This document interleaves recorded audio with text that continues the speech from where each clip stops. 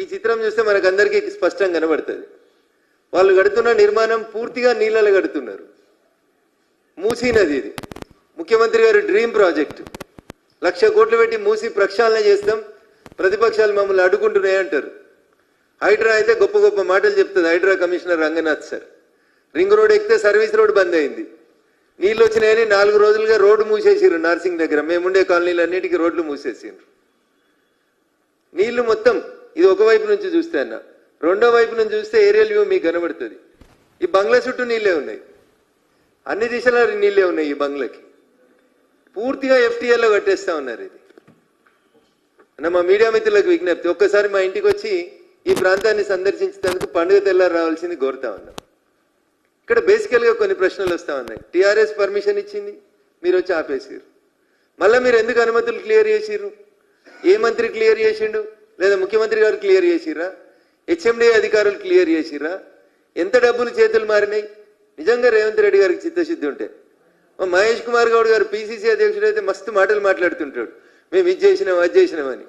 అయ్యా PCC అధ్యక్షుల వారు ఒకసారి చూడు ఈ ఫోటో, మీ ముఖ్యమంత్రి గారి దృష్టికి తీసుకుపోండి. మొత్తం నీళ్ళే ఉన్నాయి మీ మూసిలా. ఒక 12 గేట్లు 4 ఫీట్లు ఎత్తిరు అంతే. ఇవి 12 గేట్లు 4 ఫీట్లు ఎత్తెత్తితే ఇగో ఇన్ని నీళ్ళు ఇట్లా నిండిపోయినాయి బిల్డింగ్ చుట్టూ. రేపు ఈ బిల్డింగ్ కట్టి వాడు అమ్ముకొని పోతాడు బిల్డరు. కొనుక్కున్న వాళ్ళకి 5 ఫ్లోర్ల దాకా నీళ్ళు వస్తాయి దీంట్లోకి. 1 కాదు 2 కాదు, కళ్ళతో చూస్తే తెలుస్తాయి దీనికి. దీని ఏదో పెద్దగా సైంటిస్టులు వచ్చి రెవెన్యూ వాళ్ళు వచ్చి ఏదో చేయాల్సినటువంటి అవసరం లేదు. మీరు అక్కడికి వచ్చి నిల్చుంటే రింగ్ రోడ్డు మీద నార్సింగి పోలీస్ స్టేషన్కి ఎదురుగా నిల్చొని పోలీస్ స్టేషన్కి అపోజిట్ సైడ్ చూస్తే మీకు ఇంత స్పష్టంగా కనబడుతుంటాయి. రింగ్ రోడ్డుకి 100 గజాలు సర్వీస్ రోడ్ను మింగి కడుతున్నారు. ఎట్లిస్తారు అనుమతులు? ఎట్లిచ్చింది HMDA? పేదోడికి అనుమతులు ఉంటే, బ్యాంకు లోన్ ఉంటే కూలగొడుతురు కదా అయ్యా రేవంత్ రెడ్డి గారు. దీంట్లో మీ మంత్రుల పాత్ర లేదంటారా? ఎవరి ప్రమేయం లేకుండానే బంగ్లా నిర్మాణం జరుగుతుందా? అధికారంలో ఎవరుంటే వాళ్ళతోటి కదా ఈ సంస్థ సత్సంబంధాలు కొనసాగిస్తుంది. నిజంగా మీకు చిత్తశుద్ధి ఉంటే మహేష్ కుమార్ గౌడ్ గారు మీరు స్పందిస్తారా? మీ ముఖ్యమంత్రి గారు స్పందిస్తారా? రింగ్ రోడ్ ఒకసారి ఎక్కి నార్సింగ్ పోలీస్ స్టేషన్కి బిల్కుల్ అపోజిట్ సైడ్ ఇప్పుడు కూడా ఉన్నాయి నీళ్లు, ఇప్పుడు కూడా నీళ్లు కనబడతా ఉన్నాయి. ఒక్కసారి వచ్చి చూడండి అని చెప్పి వాళ్ళని అడుగుతా ఉన్నా. మీడియా మిత్రులకు కూడా ఇది తెలియజేస్తా ఉన్నా.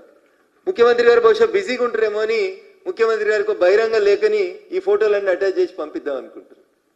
ఒక copy Hydraa commissioner Ranganath sir కూడా పంపిస్తాను. ఆయన ఏదో చెప్పినట్టుగా కాలేజ్ ఎందుకు తీస్తలేవు సార్ అంటే అందులో చదువుకుంటా పిల్లలు ఉన్నారు అని. మరి ఇంట్లో ఎవరు ఉన్నారు సార్? రంగనాథ్ సార్ దీంట్లో ఎవరు ఉన్నారు?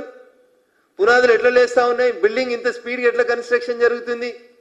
HMDA మాట్లాడేది, హైడ్రా మాట్లాడేది, PCC అధ్యక్షుడు మహేష్ కుమార్ గౌడ్ మాట్లాడారు, ముఖ్యమంత్రి గారు మాట్లాడారు, మున్సిపల్ మంత్రి ఎవరో మీకు అందరికీ తెలుసు. ఎవరి ప్రమేయంతో నడుస్తా ఉన్నాయి? నెంబర్ 2 మంత్రియా, నెంబర్ 3 మంత్రియా? ఎందుకు జరుగుతూ ఉన్నాయి ఇంత భయంకరంగా?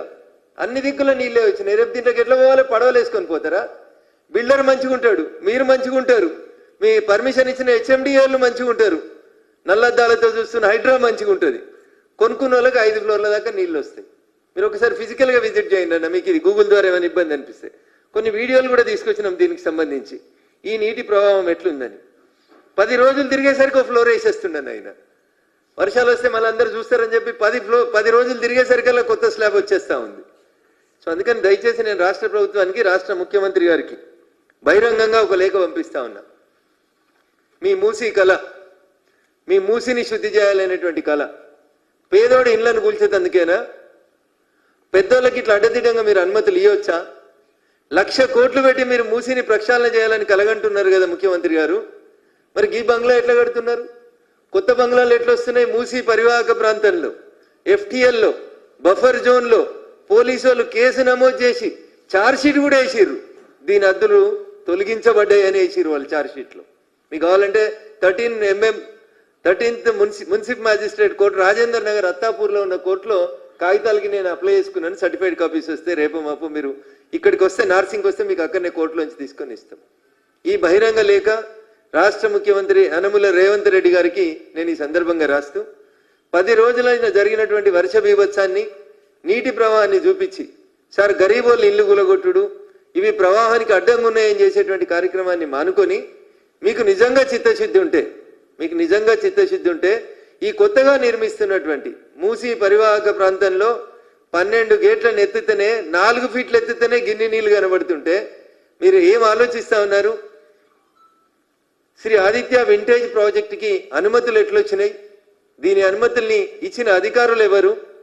మీరు ముఖ్యమంత్రి అయిన తర్వాత మీరు ఇది ఆపితే దీన్ని మళ్ళీ కన్స్ట్రక్షన్ ప్రారంభించేందుకు పనిచేసినటువంటి మంత్రులు ఎవరో దయచేసి మీరు బయటపెట్టి ఈ పనిని ఆపుతారా, లేదా మమ్మల్ని న్యాయస్థానాలను ఆశ్రయించి దీని మీద తగు చర్య తీసుకోమంటారా చెప్పాలి.